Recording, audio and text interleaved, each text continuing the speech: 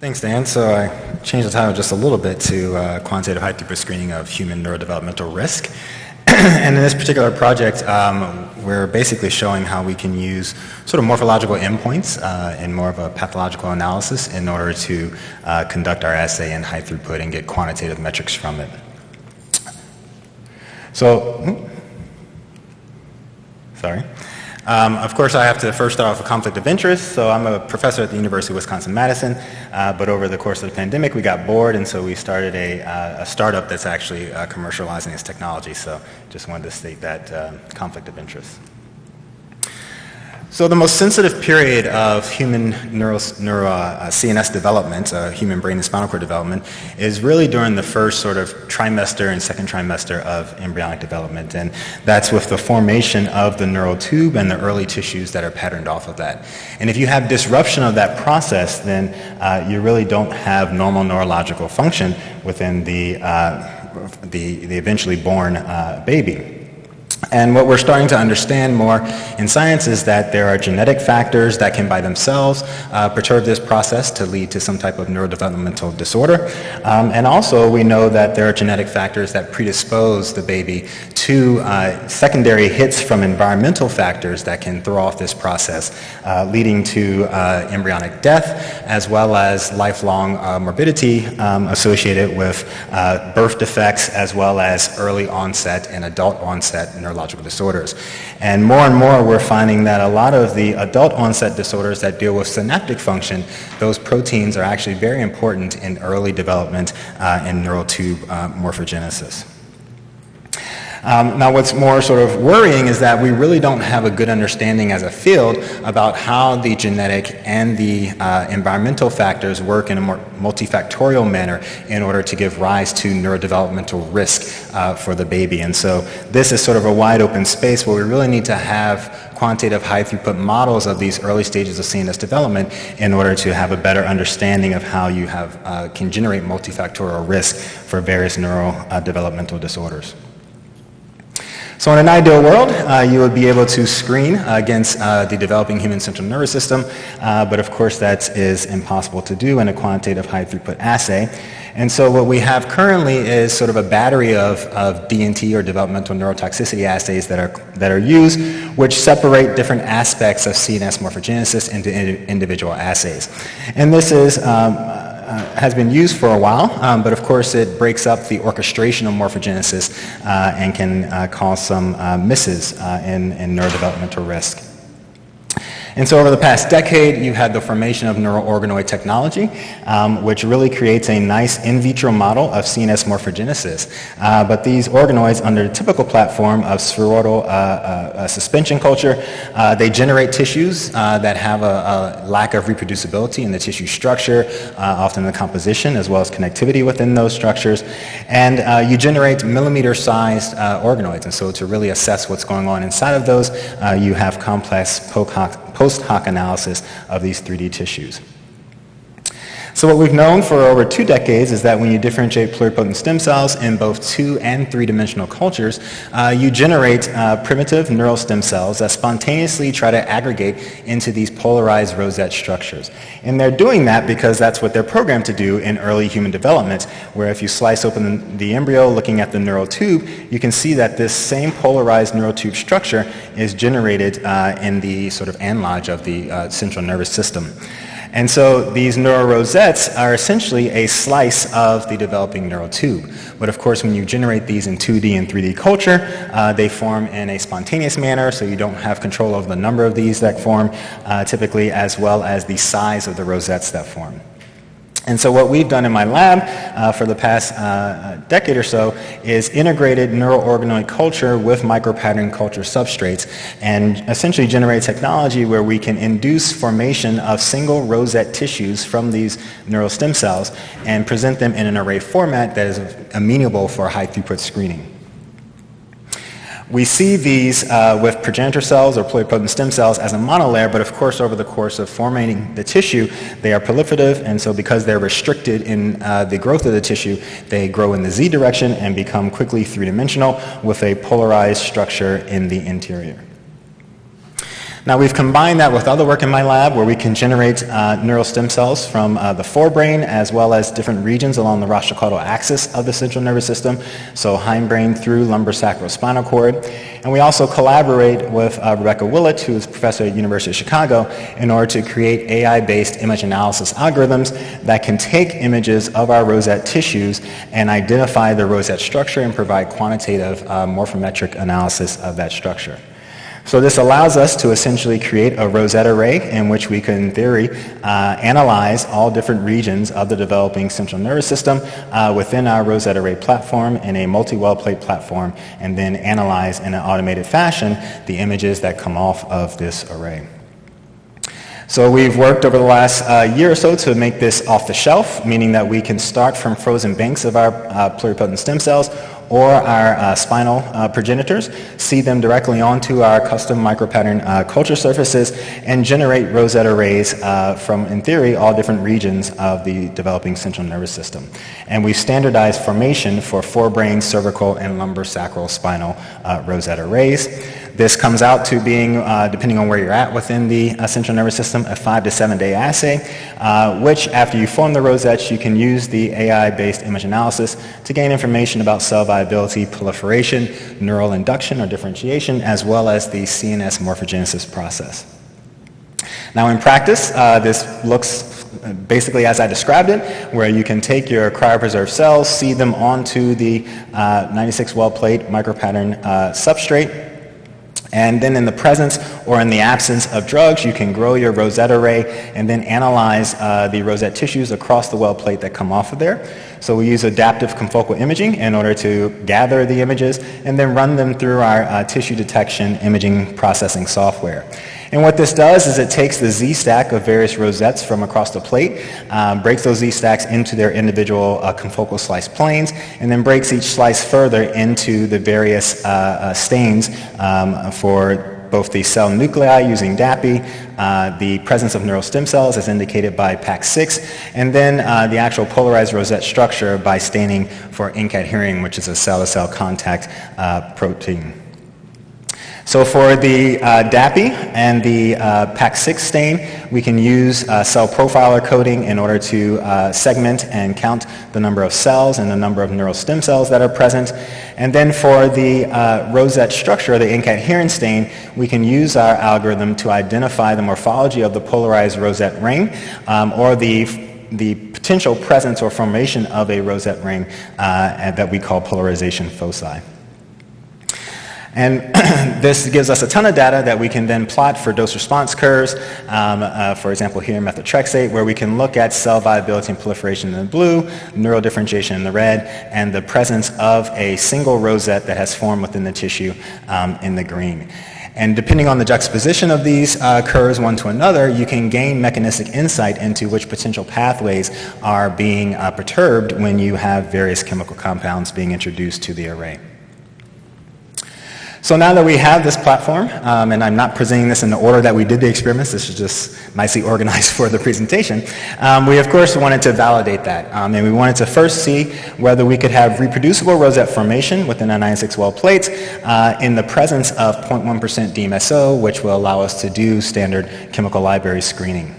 And so we start off with the forebrain rosette arrays where we have good induction after 7 days of culture of these single rosette tissue structures across the array, both in the E6 media as well as the 0.1 DMSO supplemented media. When we looked at the cervical spinal rosette arrays, we saw again with the standard culture media we have good rosette induction, but with 0.1% DMSO we had variable and lower efficacy in forming these rosettes. So going back and analyzing that a little further for the day in which we should have maximal or optimal rosette formation, we see that occurs around the 96-hour time point after starting the cell culture assay. And we went further to show that supplementing the media with sonic hedgehog, which is a mitogen for these cells, enhances proliferation and increases the rosette efficiency formation on the spinal arrays. And so this tells us that we can indeed use the rosette array for chemical library screening, and we have good reproducibility of inducing single rosette formation across our forebrain and spinal rosette arrays. Now, because these formation of these rosettes are essentially mimicking the neural tube formation process, we wanted to see if we could detect chemicals that are a are a known risk factor for causing a neurotube defect in various pregnancies. And so we started off with glycolic acid as a negative control, and we saw no dose response in either of our parameters that we measure. But when we looked at methotrexate and valproic acid, which are pharmaceuticals that are known to cause a neurotube defect risk and therefore are restricted to pregnant females, we do see sensitive detection of inhibition of formation of the singular rosette structure within our assay. And that is statistically significantly more sensitive compared to our detection of toxicity due to decrease of cell viability or cell proliferation, as well as inhibition of neural differentiation. Now, when we looked at a pesticide, Benamil, which has been epidemiologically correlated with a neurotube defect risk, we saw a different profile where essentially we had no difference in the curve statistically for the neurorosette induction versus the cells per tissue metric, indicating that this was much more likely a cell toxicity induced effect versus a teratogenic effect.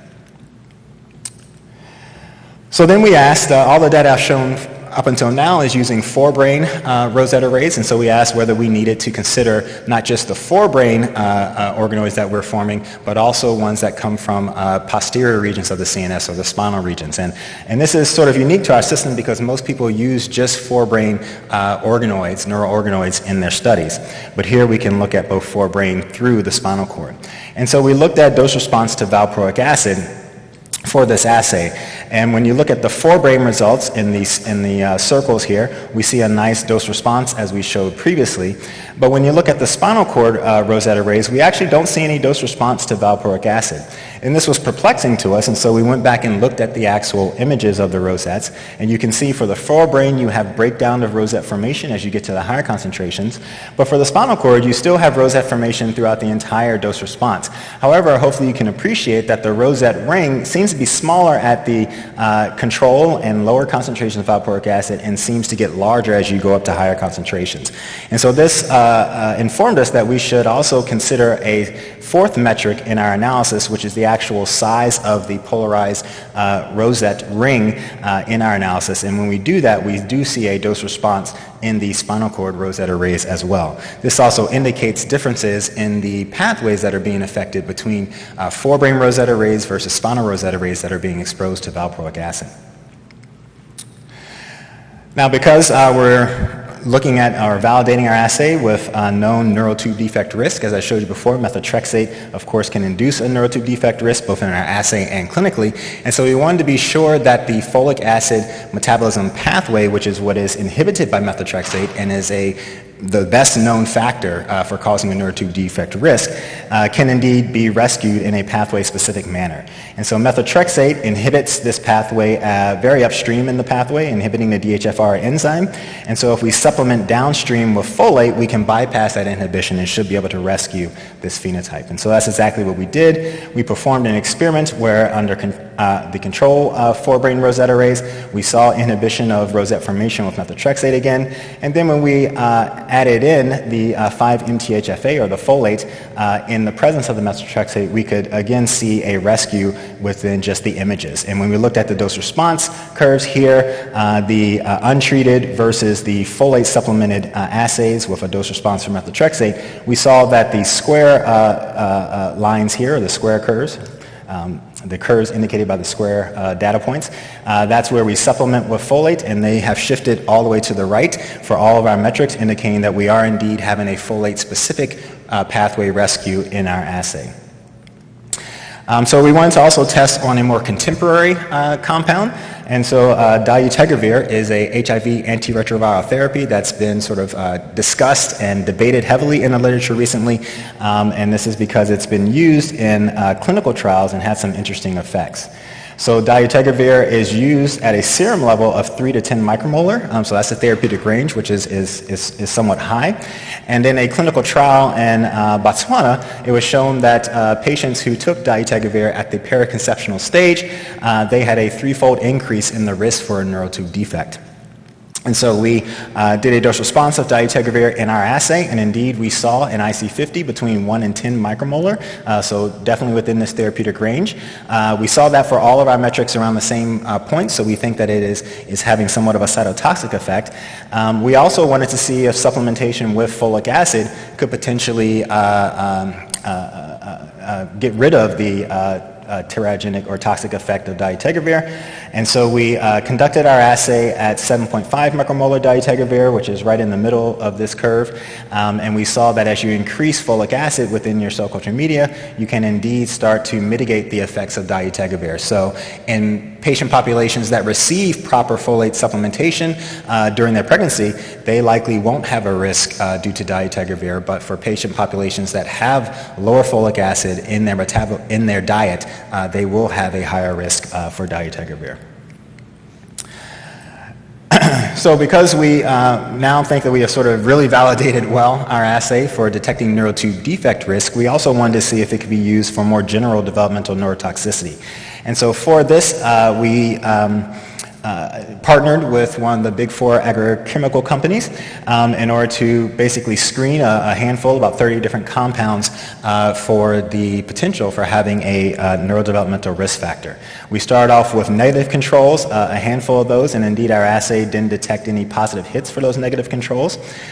We then did positive controls, and again, these are only at a single dose concentration, just because that's the budget we have for the project. And so here we identified all the positive controls as being hit at the 10 micromolar level, which is rather high. Some of them just completely killed our cells, but other ones had more interesting profiles. And the only positive control that we seemed to miss was butyl phthalate, potentially because in these chemicals we're not doing this with any type of simulated human metabolism. We then also screened a handful of pesticides. Again, a handful of those would just directly kill our cells, but another significant portion or fraction of those pesticides gave us really interesting profiles for neurodevelopmental risk. And we also then followed this up with simulating human metabolism, so digesting, doing a pre-digestion with human pooled S9 liver fraction, and then adding that to our arrays with a proper control sample. And here we saw that some of the profiles that we got in the non-metabolized forms, those actually did change and other ones stayed the same. So for example, epoxyconazole, the profile stayed the same as being a positive hit in our assay. For desmetafam, the profile changed, whereas with metabolism it became less toxic within our assay. Versus ciproconazole and propizamide, which had a clear bill of health in the non-metabolized form. When we metabolized those then became significantly toxic, actually, in our assay and inhibiting rosette formation and also perturbing the area of the rosette as well. So this indicated that our assay has really good promise as a more general developmental neurotoxicity screening platform where we can also integrate human metabolism into that assay.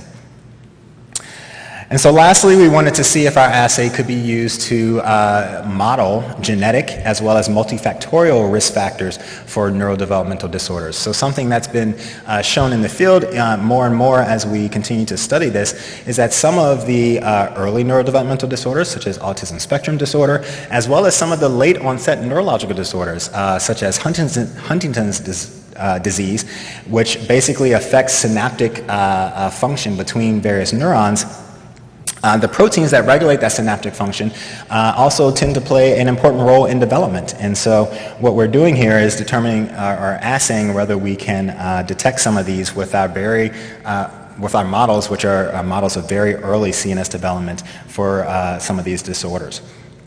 And so we'll start with the autism spectrum disorder. Here we're looking at a purely genetic etiology to the disease. We use iPSC lines with a SYNGAP1 haploinsufficient mutation. And SYNGAP1 is a mutation which is really the top genetic risk factor for autism spectrum disorder and is also present in 1 to 2% of the intellectual disability cases. And here we collaborated with Georgia Quadrado over at USC. This was really her project with her lines.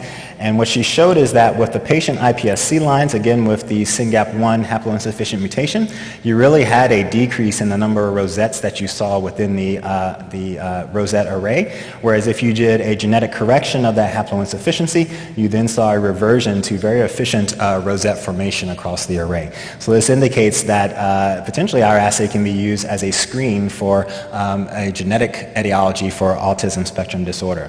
Now, in order to model a multifactorial case where we're looking at both genetics as well as environmental factors, we generated human embryonic stem cells, gene edited them with a mutation.